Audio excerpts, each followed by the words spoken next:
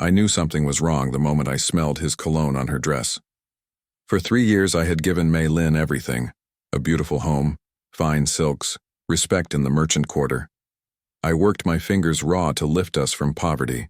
Yet there, she was in our own garden, wrapped in Lord Chen's arms, the man who once rejected her before she settled for me.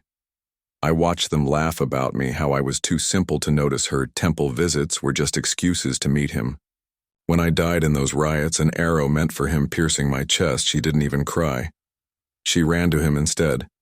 Then I was reborn, 5 years in the past. This time would be different. I would marry her, then disappear on our wedding night. Let her spend years searching for a husband who no longer existed. The scent of moonflowers hung in the air that night, too sweet and cloying like the lies she had been feeding me. I stood frozen behind the maple tree, watching them through the latticed windows of our garden pavilion. My wife of 3 years, Mei Lin, was in the arms of Lord Chen, her face tilted up toward his in that familiar way that had once been reserved for me alone. "He suspects nothing," she said, her laughter like shattered glass in my ears. "My merchant husband is too busy counting coins to count the hours I'm away." Lord Chen pulled her closer, his nobleman's hands possessive on the silk I had purchased for her last birthday. "And your temple visits?" "He believes every word, the sewing circle, the sick aunt, all of it." She pressed herself against him, shameless in the privacy she thought they had. "He's a simple man. It makes him easy to fool. I had built our life from nothing. 5 years of back-breaking work in trading caravans across the most dangerous routes of the empire. 3 more establishing my reputation in the capital, all to give her the comfort she claimed to cherish when her father first introduced us. All while she apparently longed for the aristocratic life Lord Chen represented, the same man who had once rejected her for a more advantageous match before her family's fortunes fell. I didn't make a sound as I backed away from the pavilion. My chest felt hollow, as if my heart had been carved out and replaced with cold stone. I had washed blood from her wedding shoes after she cut her foot on our wedding day. I had nursed her through fevers, defended her against court gossip, and built my trading business around her preferences and comfort. For the next 3 days I watched her more carefully. The patterns I had been too blind to see now revealed themselves with painful clarity. The lingering scent of sandalwood incense that didn't come from any temple I knew. The way she would touch her hair when mentioning her sewing circle. The letters I found hidden beneath her jewelry box, written in the elegant hand of an educated nobleman rather than the practical script of the merchant wives she claimed as friends. I considered confronting her. In my mind I rehearsed bitter accusations, demands for truth, even pleas for her to remember what we had built together. But each time I opened my mouth to speak, I saw again how she had looked at him in the pavilion, with the desire and admiration she had never shown me. "Will you be late again tonight?" I asked over breakfast on the 4th day, keeping my voice carefully neutral. She didn't meet my eyes. "The temple lantern ceremony requires my attention until after midnight. Don't wait up." "As you wish." I sipped my tea, noting how she relaxed at my easy acceptance. "Be careful on the streets. There are rumors of unrest in the western quarter." Her hand paused on her rice bowl. "Unrest?" "Some political matter involving Lord Chen's opponents. Nothing for us to worry about, of course." I smiled thinly. "We're just simple merchants after all." The color drained from her face before she composed herself. Of course, how foolish of me to be concerned about noble affairs. That evening I followed her, not to the temple as she had claimed, but to a tea house known for its private rooms and discreet servants. I watched from across the street as she slipped inside, and 30 minutes later saw Lord Chen's distinctive green palanquin arrive. I didn't need to see more. My decision was made. I would confront her directly, end this farce of a marriage, and rebuild my life without the woman who had made a fool of me. I turned toward home, my mind already racing with what few possessions held true value to me and how quickly I could dissolve our business arrangements. I never made it home. The western quarter erupted in violence just as I crossed through it. What started as a political demonstration against Lord Chen's family quickly descended into a full riot. Shops were smashed, carts overturned. I tried to duck into an alley away from the main street, but found myself cornered by a surging crowd.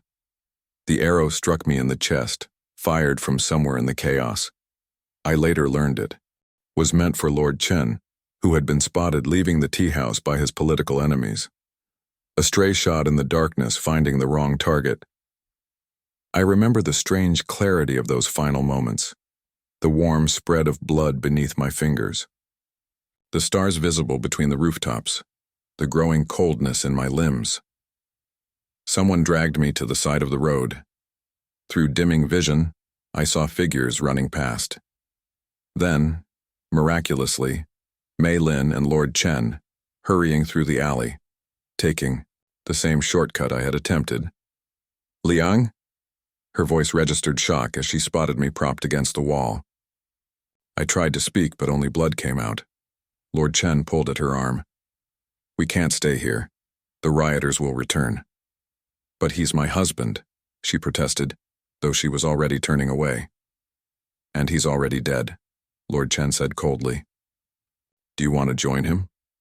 The last thing I saw was my wife of 3 years looking back once, hesitation in her gaze, before she nodded and fled with her lover, leaving me to die alone in that filthy alley. I expected darkness, nothingness. And instead I gasped awake in a bed I hadn't slept in for nearly 8 years. The simple room in my first shop, before I'd expanded my business, before I'd met Mei Lin. I stared at my hands, younger and unmarked by the years of work that had built my fortune. I stumbled to the small, cloudy mirror on the wall. My face was younger too. No gray at the temples, no lines around my eyes. I had returned to 5 years before I would meet Mei Lin, before our marriage, before her betrayal, before my death. I sat heavily on the edge of the bed, my mind racing. This was impossible, yet undeniably real. The sounds of the morning market drifted through my window, familiar from a life I had long outgrown. My ledger sat open on the small desk, showing the modest profits of my first trading venture. I was being given a second chance. But to do what? Avoid her entirely? Take a different path? No. I wanted more than escape. I wanted her to feel what I had felt. I wanted her to know what it was to be abandoned, humiliated, betrayed. I wanted revenge. I would court her again. I would make her fall in love with me again. I would marry her again. And then, on our wedding night, when she thought her comfortable future was secured, I would vanish. Leave her to face the scandal and shame alone, just as she had left me, to die alone in that alley. I looked again at my reflection and smiled, a cold expression that would have shocked the man I once was. This time, the story would end differently. I spent the first week in disbelief, touching the walls of my old shop, verifying the date on every document and questioning my sanity. Had my dying brain conjured this elaborate fantasy? But as days turned to weeks, and weeks to months, I accepted my impossible reality. I had been given a second chance. I approached my business differently this time. Knowledge of future trade routes and political shifts gave me advantages I lacked in my first life. Within a year, my small shop had expanded to 3, and my reputation as a shrewd but fair merchant spread through the capital. I knew exactly when Mei Lin's father would begin seeking marriage prospects for his daughter. Their family's fortunes would decline precisely 18 months after my rebirth, when the emperor's new tax laws squeezed the minor nobility. Merchant Huang would look for a prosperous son-in-law to secure his daughter's future, just as before. This time, however, I would not be the eager, love-struck fool grateful for a match above my station. I would be calculated, reserved, a prize to be won rather than a supplicant. I met her father at exactly the same spring festival where we'd first been introduced. I wore finer clothes than before, carried myself with the confidence of a man who had already lived through failure and death. When Merchant Huang approached me about a potential investment partnership, I responded with polite interest rather than desperate enthusiasm. "My daughter oversees our household accounts," he mentioned casually, as he had in my previous life. She has a good head for numbers, unusual in a woman. How fortunate for your family, I replied, sipping my tea. A valuable skill. Perhaps you might discuss business with her sometime. She has interesting perspectives. I smiled, remembering how transparent his matchmaking had seemed the first time. I would be honored to meet your entire family, Merchant Huang. Our first meeting was held in their garden. I watched Mei Lin approach, her eyes downcast in practiced modesty. She was as beautiful as I remembered, delicate features and graceful movements that had once captivated me completely. My heart lurched traitorously before I controlled it. Merchant Liang, she greeted me with a bow. Lady Mei Lin, I bowed in return, but not as deeply as I once had. Your father speaks highly of your business acumen. She looked up, surprised by my directness. In my first life, I had been tongue-tied and awkward. Father exaggerates my simple skills. I doubt that. I maintained eye contact until she looked away first. Shall we discuss the silk trade routes to the western provinces? I understand you have thoughts on the matter. The conversation that followed was ostensibly about business, but we both recognized the assessment taking place. This time, I asked questions that revealed her character rather than merely admiring. Her beauty. I noted the same ambition I had missed before, her thinly veiled desire for status and luxury. I left without asking to call again, though I knew her father would arrange it. Let her wonder about me, rather than consider me already caught. Over the next few months, I courted her with careful precision. Unlike before, I never revealed the full extent of my feelings or resources. I brought gifts that were impressive but not extravagant. I spoke of business prospects with confidence but never desperation. When she attempted to guide conversations toward my feelings, I redirected with gentle skill. Do you find the capital suitable for raising a family someday? She asked during one garden walk, a question that had once sent my heart soaring with hope. The capital has advantages, I replied neutrally, though I find the northern provinces have stronger family traditions. What are your thoughts on children? Lady Mei Lin? I watched her calculate her response, weighing what might appeal to me most. I hope to be blessed with sons, of course, but I would welcome any child the heavens grant. The practiced answer might have charmed me once. Now I merely nodded, noting how she watched my reaction from beneath her lashes. During this courtship, I also made strategic connections with Lord Chen's family. Not enough to meet the man himself, but sufficient to learn his movements and status. He was currently posted to a northern province due to return to the capital in approximately 2 years, after my planned wedding and disappearance. Perfect timing. As winter approached, Merchant Huang invited me to a private dinner. Just as before he broached the subject of marriage. My daughter finds your company pleasing, he said, refilling my wine cup. Her mother and I have observed her happiness in your presence. Lady Mei Lin is a remarkable woman, I replied. Any man would be fortunate to have her regard. Then perhaps you might consider a more permanent arrangement between our families. I took a measured sip of wine, letting the moment stretch. In my first life, I had nearly choked in excitement, embarrassing myself. I have indeed considered it, Merchant Huang. With your blessing, I would be honored to propose a marriage alliance. Relief crossed his face. His family's financial situation was growing dire, though he hid it well. You have my wholehearted blessing, Merchant Liang.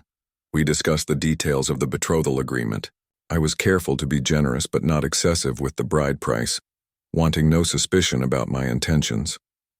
We set the wedding date for early spring, a prosperous time for new beginnings. When I formally proposed to Mei Lin in her family's ancestral hall, I watched her eyes carefully. There was satisfaction there, pleasure at securing a successful merchant with rising prospects. There was approval, perhaps even attraction, but not love.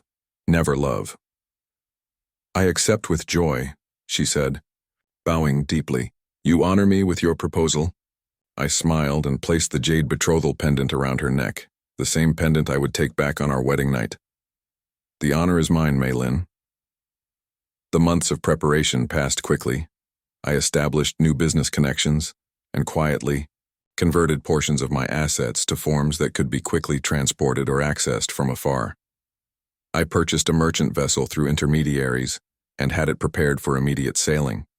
I created a new identity with carefully placed bribes and documents, all while playing the role of the devoted husband-to-be. "You seem distracted," Maylene said one afternoon as we walked through the market selecting items for our future home. "Is business troubling you?" I squeezed her hand reassuringly. "Nothing that need concern you, just some shipments from the south." "You can share your burdens with me," she said, touching my arm. "That is what marriage means, is it not?" I looked into her eyes, remembering how she had shared her burdens with Lord Chen rather than with me. "Yes, it is, and I am fortunate to have found someone so understanding." She smiled, pleased with my answer. She did not notice that I never actually promised to share anything with her. As the wedding day approached, I sometimes found myself wavering. In quiet moments, watching her laugh or concentrate on a task, I would remember why I had loved her so completely. My resolve would soften, and I would wonder if this path of revenge was worth the cost to both our souls. Then I would remember the pavilion, her laughter at my expense, the arrow in my chest and her retreating back as she chose Lord Chen over even my corpse. My heart would harden again, and I would remember that the woman before me contained the seeds of the woman who would betray me. Given time and opportunity, she would make the same choices. Better to strike first. The night before our wedding, her father hosted a feast for family and close friends. Maylin sat beside me, radiant, in crimson silk, her eyes bright with anticipation for our future. "Tomorrow," she whispered, "we begin our life together." I raised my cup in agreement, smiling into her trusting eyes. "Tomorrow changes everything," I promised, and drank deeply. The morning of my wedding day dawned clear and bright, auspicious weather that the matchmaker declared a blessing upon our union. I stood calmly as servants dressed me in the traditional groom's attire, red silk embroidered with golden dragons and clouds. Around me, friends and business associates laughed and offered crude jokes about the wedding night to come, exactly as they had in my previous life. This time I smiled at their ribald humor, rather than blushing in embarrassment. I accepted cups of rice wine with practiced ease, drinking just enough to appear celebratory but keeping my mind sharp. Every movement, every word was calculated to project the image of a nervous but joyful groom, while inside I remained cold and focused on my plan. "To Merchant Liang and his beautiful bride," toasted my oldest friend, raising his cup high. "May your marriage be blessed with fortune, fertility, and filial sons." "Fortune, fertility, and filial sons," echoed the men around me, draining their cups. I drank with them, then set down my empty cup. "Thank you, my friends. Your blessings mean everything to me on this day." I meant none of it. The only blessing I sought was the sweet satisfaction of knowing Mei Lin would soon feel the sting of abandonment, just as I had felt it in that alley as she chose Lord Chen over me. The wedding procession departed precisely at the hour the fortune teller had designated. I rode in the lead palanquin, servants and musicians leading the way through the streets to Merchant Huang's home. Firecrackers exploded around us, driving away evil spirits and announcing our approach. When we arrived, I performed each ritual with perfect precision. I offered gifts to her ancestral spirits. I bowed to her parents. I waited as her attendants brought her to me, veiled in red silk. Together, we performed the tea ceremony, serving her parents and receiving their blessings. Through it all, I watched Mei Lin's graceful movements and demure responses. To everyone present, we must have appeared the perfect match, the successful merchant and the refined daughter of a good family. None could have guessed the emptiness behind my smile or the calculated betrayal in my heart. After the ceremony came the banquet. 12 courses of delicacies served to hundreds of guests in the courtyard of Merchant Huang's home. I sat beside my new bride at the head table, accepting congratulations and gifts with appropriate gratitude. I made sure to be seen feeding Mei Lin choice morsels from my chopsticks, a gesture of devotion that drew approving nods from the elder women present. "You make me very happy, husband," Mei Lin whispered behind her fan at one point, her eyes meeting mine with what appeared to be genuine warmth. For a dangerous moment, I felt a crack in my resolve. This Mei Lin had not yet betrayed me. This Mei Lin was looking at me with trust and perhaps even affection. Was I punishing her for crimes not yet committed? Then I remembered Lord Chen's hands on her in our garden pavilion, her laughter at my expense, and my heart froze once more. The woman before me contained the capacity for that betrayal. Given time and opportunity, she would make the same choices. This was justice, not cruelty. "And you make me happy, wife," I replied smoothly. "I look forward to our future together." One subtle lie among so many others. As the celebration continued into the evening, I excused myself briefly, claiming a need to address an urgent business matter. Instead, I slipped away to check that my preparations for escape were in place. The merchant vessel I had purchased was ready at the harbor, supplied for immediate departure. My most liquid assets had been converted to trade goods already aboard, or to easily transported valuables hidden in my robes. A trusted servant, well paid for his silence, waited with a fast horse near the back garden. When I returned to the banquet, Mei Lin's questioning look was met with an easy smile. "Just ensuring our new home is properly prepared for tonight," I told her, patting her hand reassuringly. She blushed beautifully, lowering her eyes. "The hour grows late, husband." Indeed it did. The final rituals of the wedding were approaching, including the procession to our new home where the marriage would be consummated. My moment of escape was drawing near. As tradition demanded, I carried Mei Lin in my arms across the threshold of our new residence, a spacious compound I had purchased in the merchant quarter. Surrounding us were female relatives and friends from both families, laughing and offering increasingly explicit advice for the wedding night. "Remember, nephew, a woman is like a delicate instrument," called one of my aunts, herself on her fourth husband. "She must be played skillfully to produce the sweetest music." The women around her dissolved into laughter, while Mei Lin hid her face against my shoulder in embarrassment. I felt her heartbeat quicken against my chest, her slender body trembling, slightly with what I now recognized as nervous anticipation rather than the pure maidenly modesty I had once assumed. At last, after much teasing and ritual, we were left alone in the bridal chamber. Red candles illuminated the room, casting flickering shadows across the marriage bed with its embroidered coverlets and silk pillows. 2 cups of wine stood ready on a lacquered table, tied together with a red thread symbolizing our union. Mei Lin sat on the edge of the bed, still in her wedding finery, waiting for me to join her in the final wedding ritual of drinking the li. Connected cups. "Shall we drink to our future husband?" she asked, her voice soft in the candlelight. I smiled and sat beside her, careful to maintain a respectful distance. "First, I have something for you." From my sleeve I withdrew a small wooden box, intricately carved with plum blossoms, her favorite. In my previous life, this box had contained a pearl hairpin that had cost me 3 months of profits. She had worn it when meeting Lord Chen. Her eyes brightened with pleased surprise. "A gift? You have already been so generous." "Open it," I urged gently. Her slender fingers lifted the lid. Inside lay a single blank scroll and the jade betrothal pendant I had given her months ago. She looked up at me, confusion clouding her features. "I do not understand." I stood, moving away from the bed.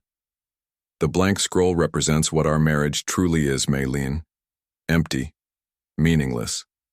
The pendant is yours to keep or discard as you wish." Fear began to replace confusion in her eyes. "Husband, if I have displeased you somehow, tell me how I might correct my error."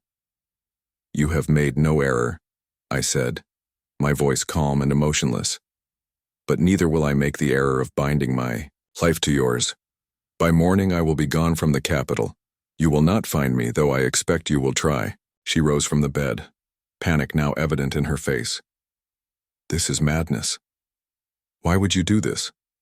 My father, your reputation, our families, all will be ruined by scandal.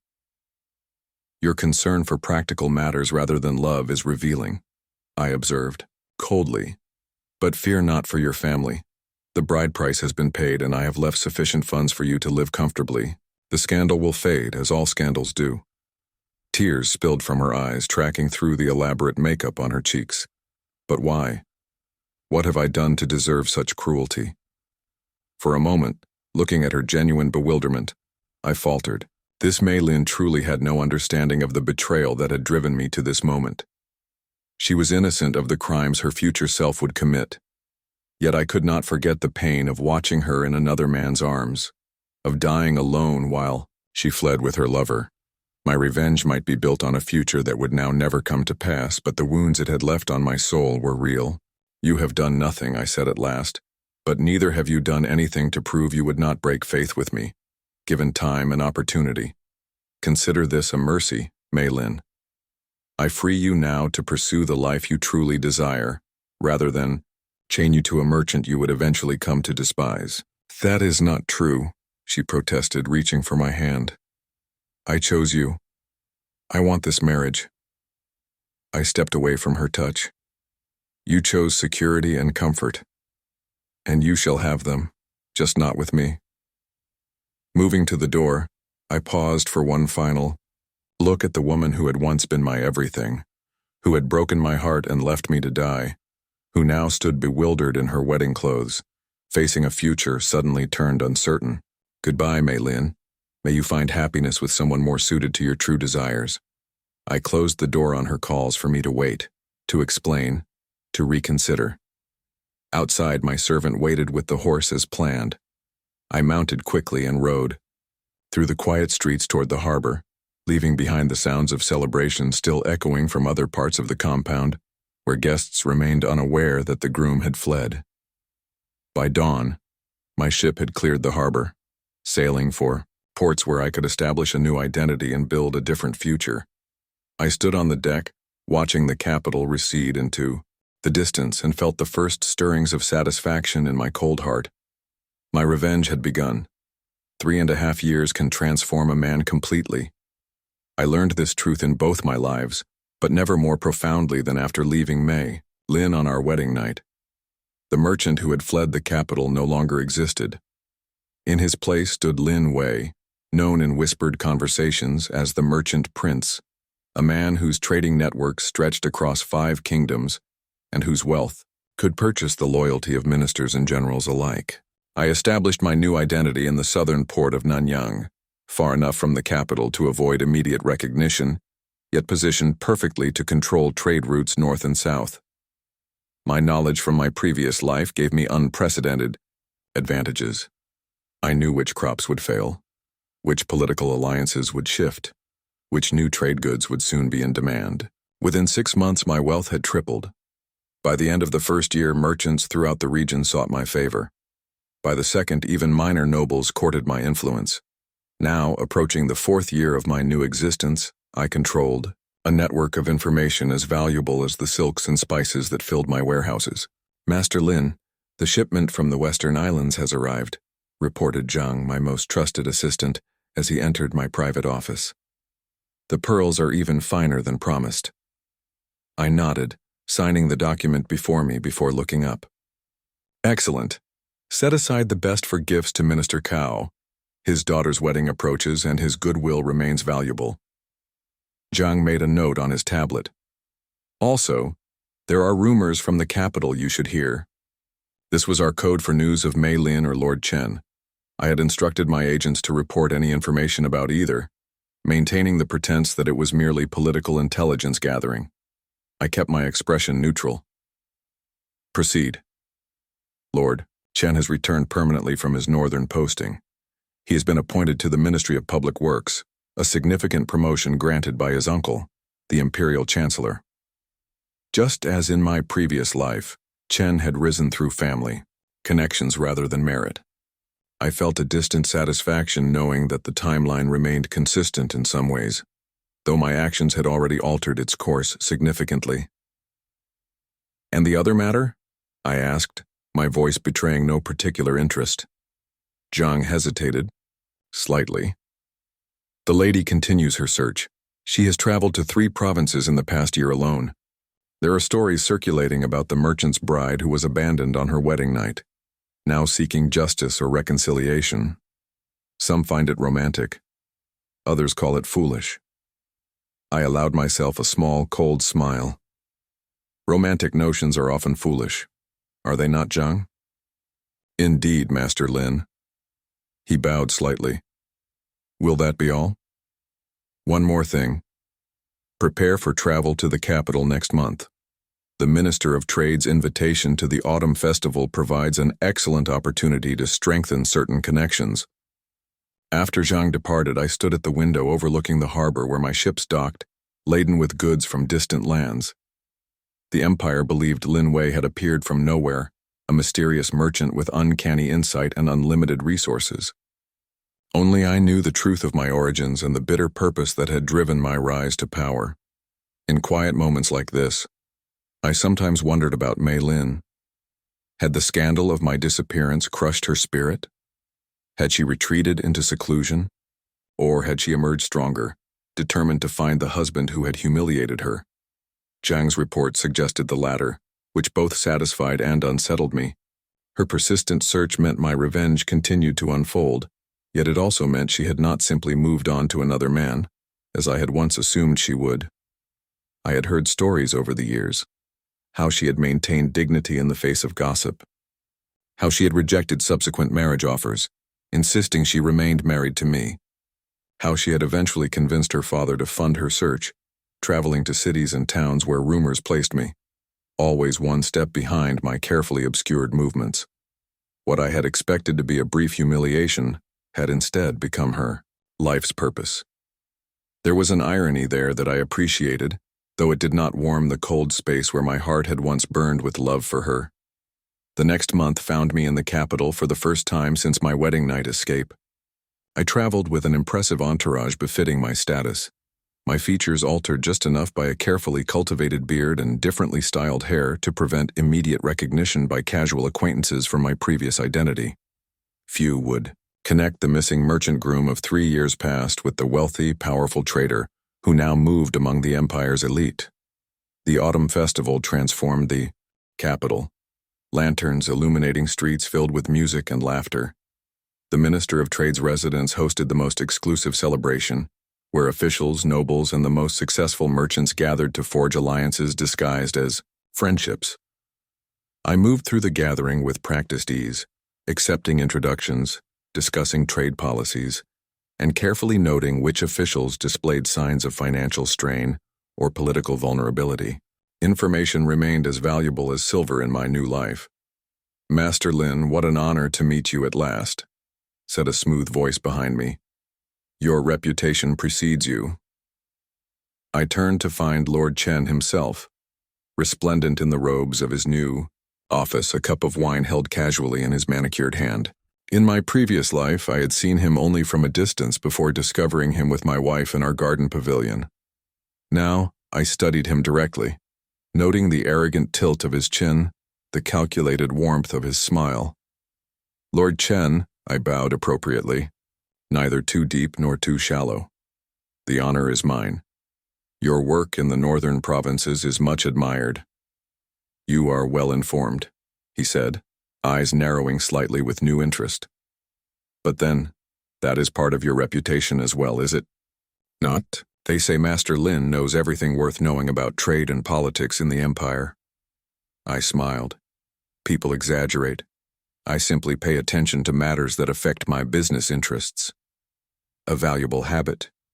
He gestured to a quieter corner of the garden. "Perhaps we might discuss how your interests and mine could align. The Ministry of Public Works oversees many projects that require reliable suppliers."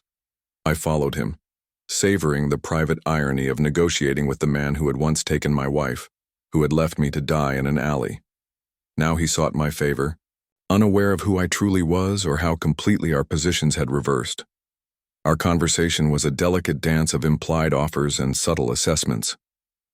He needed financial backing for projects that would enhance his reputation. I controlled resources he coveted. By the end of our discussion, I had positioned myself as a valuable potential ally, while learning much about his current vulnerabilities. "I host a small gathering at the Golden Phoenix Inn tomorrow evening," I told him as we concluded. Select company, excellent entertainment. Perhaps you would honor us with your presence? The Golden Phoenix? He raised an eyebrow. An unusual choice for someone of your standing. It has a certain reputation. I find it has other qualities that compensate. The inn was known for its beautiful courtesans and private rooms where discretion was guaranteed. Excellent wine and the finest musicians in the capital. Lord Chen smiled knowingly. Then I shall certainly attend. Until tomorrow, Master Lin. As he walked away, I felt a cold satisfaction. The Golden Phoenix had been chosen deliberately, not for its courtesans, but because it was where Mei Lin had once told me she frequently visited the temple nearby. In my first life, I had never questioned this claim. Now I wondered if it had been a meeting place for her and Chen before I caught them in our garden. Whether true or not, the location held symbolic significance. It would be there, surrounded by opulence and power that had once been beyond my reach, that I would complete. The first phase of my revenge, Lord Chen would become dependent on my financial support, never knowing he was binding himself to the man he had once cuckolded and left to die. And perhaps, if fate was particularly ironic, it might eventually be the place where Mei Lin would find me at last if her determined search ever brought her close enough. The thought brought a smile to my lips as I continued through the minister's garden, accepting congratulations from those who had observed my private conversation with the newly powerful Lord Chen. By morning, rumors of our potential alliance had already begun circulating among the capital's elite. By evening, the Golden Phoenix Inn would be the center of attention for those seeking to understand the mysterious merchant prince who had captured Lord Chen's interest. My web was expanding precisely as planned, drawing in those who had once thought themselves so far above me. My revenge was no longer just about Mei Lin's humiliation. It had evolved into something more comprehensive, a complete reversal of fortune and power that would eventually encompass all who had been part of my downfall in that previous life. The Golden Phoenix Inn transformed itself for my gathering, lanterns casting a warm glow over private chambers I had reserved for the evening. Musicians played behind delicate screens, their melodies providing background to conversations where fortunes changed hands and alliances formed with each cup of wine. I sat at the center table, surrounded by ministers and merchants alike, all seeking favor with the mysterious trader whose insights seemed almost supernatural. Lord Chen arrived fashionably late, making his entrance with the practiced grace of nobility. I watched him survey the room, noting who was present and who was not, before approaching my table with a respectful bow. "Master Lin, your generosity exceeds your reputation," he said, taking the seat I indicated beside me. "The capital speaks of little else today but your sudden prominence among us." I poured him wine personally, a gesture that raised eyebrows among those who understood the subtle hierarchies of such gatherings. "The capital always needs fresh subjects for gossip, Lord Chen. Tomorrow they will find someone else to discuss." We settled into negotiations disguised as casual conversation, discussing trade routes that aligned with his ministry's projects, outlining potential partnerships that would enhance both our positions. Around us, dancers performed, servants brought exquisite delicacies, and the other guests conducted their own business while occasionally glancing our way, measuring the apparent warmth between us. It was during a brief lull in our conversation, as a new group of musicians took their places, that I noticed a disturbance near the entrance. A woman's voice, insistent despite the doorkeeper's protests.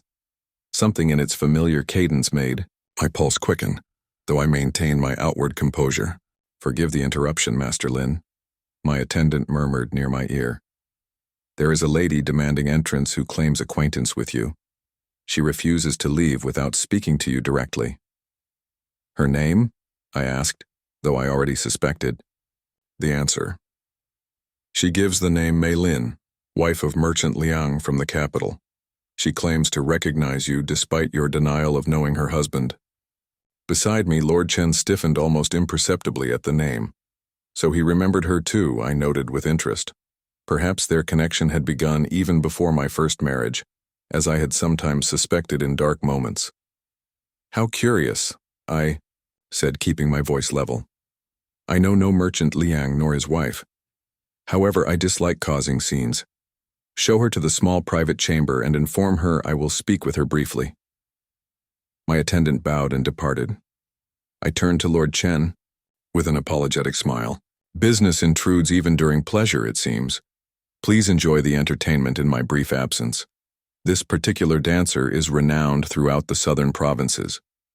Lord Chen nodded, his expression revealing both relief and renewed curiosity. "Of course, Master Lin. Business must always come first." I rose and moved unhurriedly through the gathering toward the private chamber at the rear of the inn. With each step, I calmed my thoughts, prepared my expression, rehearsed my words. This moment had always been inevitable, though I had not expected it to coincide with Lord Chen's presence. She stood with her back to the door when I entered, looking out at the inn's small garden through the latticed window. Her figure was still slender, though less girlish than I remembered, draped in traveling clothes of good quality but showing signs of long wear. Her hair, once elaborately styled, was now arranged in a simpler fashion befitting a woman in mourning or on a journey. "I am told you wish to speak with me, madam," I said, closing the door behind me, "though I fear you have mistaken me for someone else." She turned, and the lantern light fell across features I had once known better than my own. 3.5 years had changed her too. The softness of youth had given way to a more defined beauty, her eyes carrying shadows that spoke of hardship and determination. For a dangerous moment I felt the ghost of my former love stir within my chest before I ruthlessly suppressed it. She studied me with equal intensity, her gaze moving over my face, searching for confirmation of what she clearly already believed. "Liang," she whispered, her voice breaking on the name. "It is you.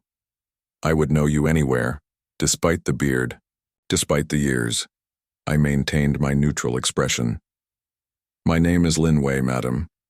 I have traded under this name for many years, throughout the southern provinces. You are mistaken." She took a step closer, her eyes never leaving mine. "Do not lie to me. Not after I have searched for you across half the empire. Not after what you did to me, to our families, to our future together." "An interesting accusation from a stranger," I replied coolly. "Perhaps you should explain why you are so certain of my identity." "Because I was your wife," she said, voice strengthening with conviction. "Because I know the small scar beneath your left ear from a childhood fall. Because I recognize the way your right eye narrows slightly when you are being deliberately deceptive, as it does now." Her observation was unnervingly accurate, a reminder of the intimacy we had once shared. Few had ever studied me closely enough to notice such details. I found myself touching my ear unconsciously before forcing my hand back to my side. "Interesting observations," I conceded, yet hardly conclusive. "Many men bear scars. Many develop habits of expression." "Then deny it," she challenged, moving closer still. "Look me in the eyes, call me by my name, and swear you are not Liang, the merchant who married me and abandoned me on our wedding night." I met her gaze directly, feeling a cold satisfaction at finally having this confrontation. "Very well, Maylene. I am indeed the man who once bore the name Liang, who married you and left you to face the scandal alone. Does this confirmation bring you the closure you have sought for 3.5 years?" Relief and anguish crossed her face in equal measure. She swayed slightly, and for a moment I thought she might faint. Instead, she steadied herself against a nearby table. "Why?" she asked, the single word carrying the weight of years of questioning. "What did I do to deserve such cruelty? What sin did I commit against you to merit destruction on what should have been the happiest day of our lives?" I studied her, searching for deception in her bewilderment. Finding none, I felt an unexpected flicker of doubt. "You truly do not know?" "How could I?" Tears filled her eyes now. "I had known you barely 6 months. We were just beginning our life together. There was no quarrel, no betrayal between us. Nothing but a future I thought we both desired." A hollow laugh escaped me. "No betrayal? That is where you are wrong, Maylene. though I suppose, in this life, you had not yet committed it. Confusion clouded her features. This life? What do you mean? I hesitated, suddenly aware of the impossibility of explaining my true motivations. How could I tell her about a future that had never happened in this timeline? About her affair with Lord Chen, about my death in that alley, about my rebirth and calculated revenge? It matters little now, I said finally. What's done is done. You have found me, as you wished. Now you can return to your family knowing I am alive and well, far beyond your reach. Return? She shook her head slowly. I have spent 3 years searching for you. My father disowned me when I refused to accept an annulment and marry again. I have followed rumors and whispers across the empire, working as a tutor to noble children to fund my search. I have given up everything to find you, and you think I will simply return? Her words stunned me. This was not the scenario I had envisioned. In my mind, she had remained comfortable in her family home, perhaps inconvenienced by scandal but ultimately protected by her father's wealth and position. The thought of her traveling alone, making her own way without family support, had never occurred to me. Why would you do this? I asked, genuine confusion breaking through my careful control. Why not accept the annulment? Begin again with someone else? Because you were my husband, she said simply. Because a vow before heaven cannot be broken by one person's decision. Because I needed to understand why the man who had courted me so tenderly would turn so cruel without explanation. I found myself momentarily speechless. Her devotion to finding me, while misguided, displayed a strength of character I had not credited her with in either of my lives. And now that you have found me? I asked. What do you expect? That I will return with you? That we will resume a marriage that never truly began? She straightened, pride evident despite her tears. I expect nothing. I only sought truth and, perhaps, understanding. It seems I will receive neither in full measure. Understanding, I repeated, the word bitter on my tongue. You wish to understand why I left? Then perhaps we should discuss Lord Chen, who even now sits at my table unaware that his former lover's wife has found her missing husband. Shock registered on her face. Lord Chen? What has he to do with any of this? Everything, I said, coldly. Though I see you maintain your talent for deception even now. Before she could respond, the door slid open, and my attendant bowed apologetically. Forgive the intrusion, Master Lin, but Lord Chen requests your return. The Minister of Finance has arrived and wishes to discuss the northern expansion with both of you. Tell him I will return shortly, I instructed, never taking my eyes from Mei Lin's face. The attendant withdrew, closing the door once more. You know Lord Chen, she said slowly, realization dawning in her eyes. That is why you mentioned him. You believe there was something between us. I know there was, I said flatly, or would have been given time and opportunity. She shook her head, bewilderment clear in her expression. I met Lord Chen exactly once at a festival 2 years before our marriage. He was introduced as my father's business associate, spoke to me briefly about poetry, then departed. I have not seen him since, though I heard he was posted to the northern provinces. Her denial seemed genuine, but I had seen their intimacy with my own eyes in that other life. A convincing performance, Mei Lin, but unnecessary. What was or will be between you and Lord Chen means nothing to me now.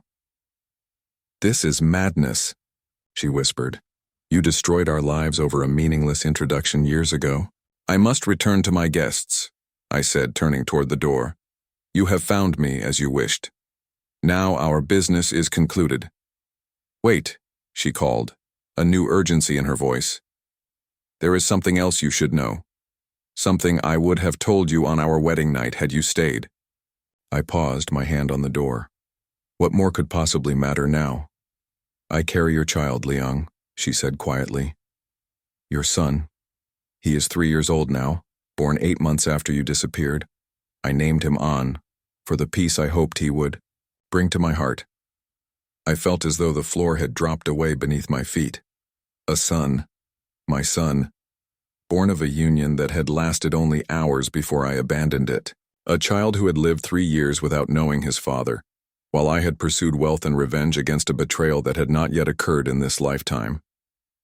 "You lie," I said, the words automatic, defensive. "This is a ploy to manipulate me." Mei Lin's expression hardened. "I have followed you across 5 provinces, endured poverty and humiliation, all to find a husband who abandoned me. Do you truly believe I would invent a child for manipulation? What would be the purpose? To trap a man who has already shown he can disappear without a trace?" She reached into her robe and withdrew a small silk pouch. From it, she produced a miniature painting on ivory, the kind wealthy families commissioned of their children. A boy of perhaps 2 or 3 looked out with solemn eyes, his features a startling blend of Mei Lin's delicate beauty and my own stronger lines. "I had this made last autumn," she said quietly. "I told myself it was so he would know his father's face one day if we found you. Now I wonder if it was really so I could prove his existence to a man who might deny him." I took the painting with unsteady hands.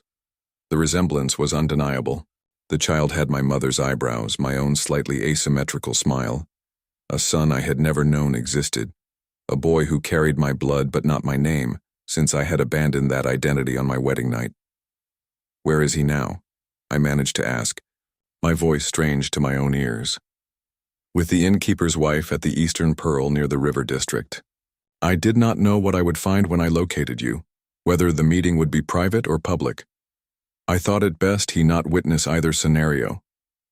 My mind raced, recalculating every assumption, every plan. A child changed everything. My revenge against Mei Lin had been based on a future transgression that might never have occurred in this timeline. I had punished her for a betrayal committed by a different woman in a different life. And in doing so, I had abandoned not only a wife but a son. 3 years, I said slowly. "You've raised him alone for 3 years while searching for me." She nodded. "It was not the life I expected when I accepted your proposal, but Anne has given me strength I never knew I possessed. For him, I would do anything, endure anything."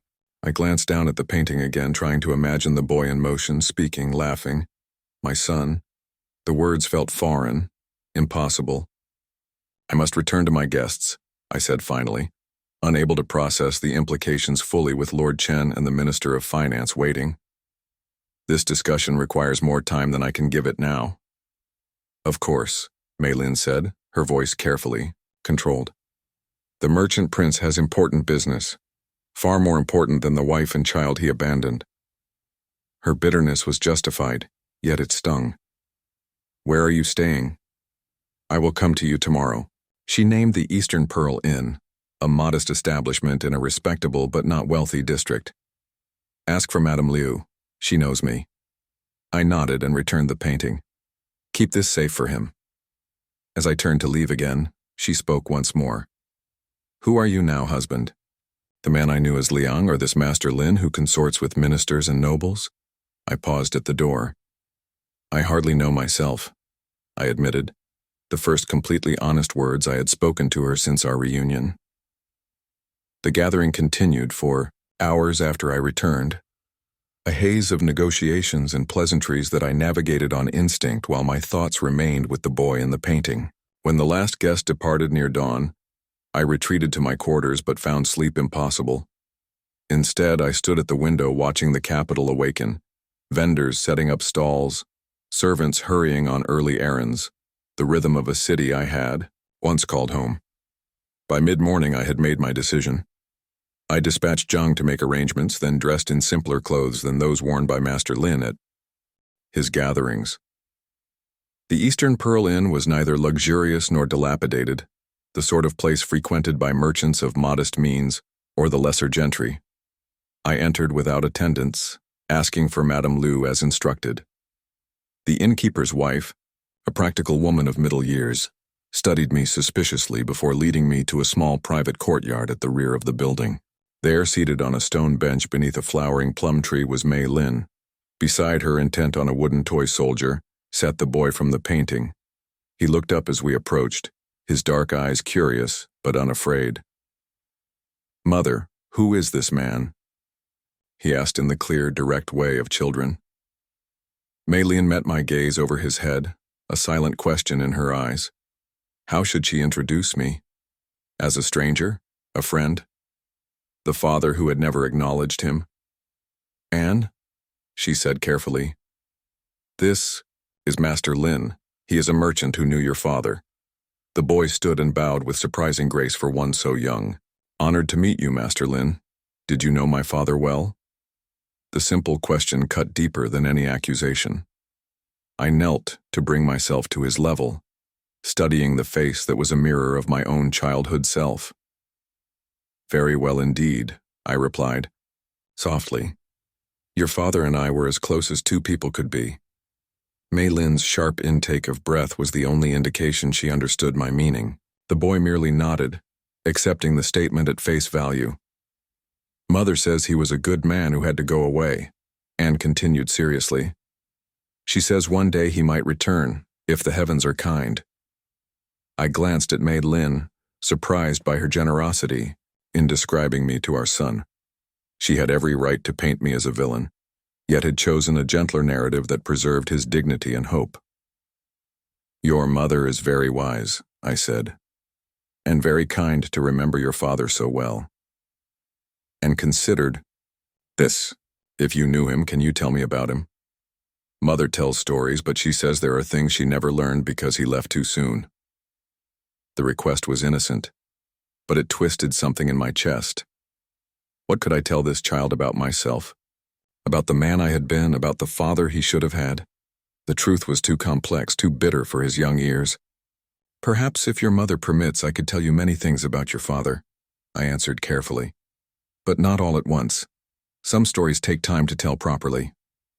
Mei Lin stood abruptly. "Anne, please go ask Madame Liu for tea for our guest." The boy looked disappointed at the interruption but obeyed, disappearing into the inn with another small bow. When he was gone, Mei Lin turned to me, her expression guarded. "What game are you playing now? You deny us for years, then suddenly appear ready to tell stories about yourself in the third person? What possible purpose could that serve except to confuse and eventually hurt him?" I met her gaze directly. "No game, Mei Lin. Only recognition of a truth I have been running from. I have a son who deserves better than a father who punished his mother for crimes not committed." She studied me skeptically. "And this sudden revelation comes because you saw his face? You think 3 years of abandonment can be erased with stories and regret?" "I expect nothing," I said, echoing her words from the night before. "But I owe him the truth in whatever form he can understand it. And I owe you an explanation that makes more sense than what I offered last night." "An explanation," she repeated, "for abandoning your pregnant wife on our wedding night. What possible explanation could justify such cruelty?" There was no answer I could give that would not sound like madness. How could I explain my death in another life? My rebirth and revenge for a betrayal she had not committed? The bitter irony that in seeking to punish her for future faithlessness, I had been the one to break faith first? None that would satisfy. Justice, I admitted, but perhaps one that might help you understand the broken man who left you that night. Anne returned then, carefully carrying a tray with teacups, followed by Madame Liu with a steaming pot. The interruption gave me precious moments to organize my thoughts, to decide how much truth I could offer without destroying what little trust might be rebuilt. As we drank tea, I asked Anne questions about his life, his studies, his interests. He answered eagerly, revealing a quick mind and observant nature that reminded me painfully of myself at his age. Maylene watched our interaction with cautious eyes, neither encouraging nor preventing the connection forming between us. When Madame Liu took Anne inside for his midday meal, I was finally alone with Maylin again. The sunlight filtering through, the plum blossoms cast dappled shadows across her face, highlighting both her beauty and the weariness etched by the years of searching. "He is remarkable," I said softly. "You have raised him well, alone, and with limited resources." "I had no choice," she replied. And I had help. Not from my family, who disowned me, but from others who showed more compassion than my husband. I deserved her bitterness. The man you married is not the man who sits before you now. That night, I believed I was justified in my actions. I believed you would eventually betray me with Lord Chen, that I was merely striking first in a battle already predetermined. How could you possibly believe that? She asked, genuine confusion in her voice. On our wedding night, having known me for only months? I took a deep breath. Because in another life, another time, I had already lived it. I had already seen you in his arms laughing at my expense. I had already died because of that betrayal, an arrow meant for him finding me instead while you chose him over even my corpse. I expected disbelief, perhaps mockery. Instead, she was silent, studying my face as if seeing it for the first time. You truly believe this? She said finally. You believe you lived another life where I betrayed you with a man I barely know? I lived it, I insisted quietly. And when I awakened in the past, I chose revenge over understanding. I chose to punish you for crimes not yet committed. I chose poorly, Mei Lin, and our son has paid the price for my mistake. She didn't answer immediately, her gaze turning to where Anne could be seen through the inn's window, eating his meal while chatting animatedly with Madame Lu. What do you want now? She asked at last. Why come here? Meet him, speak of mistakes, and regrets? What purpose does it serve after 3 years?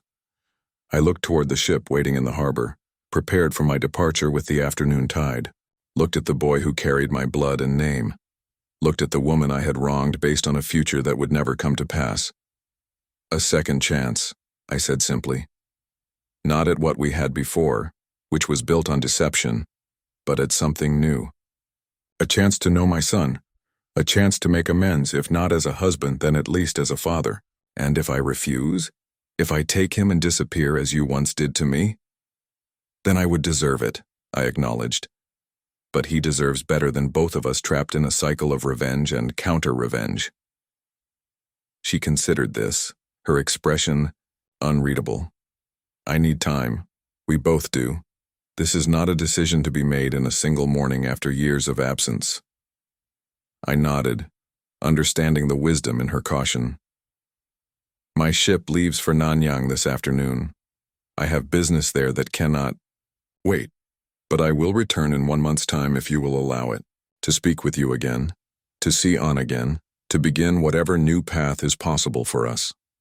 1 month, she agreed after a long pause.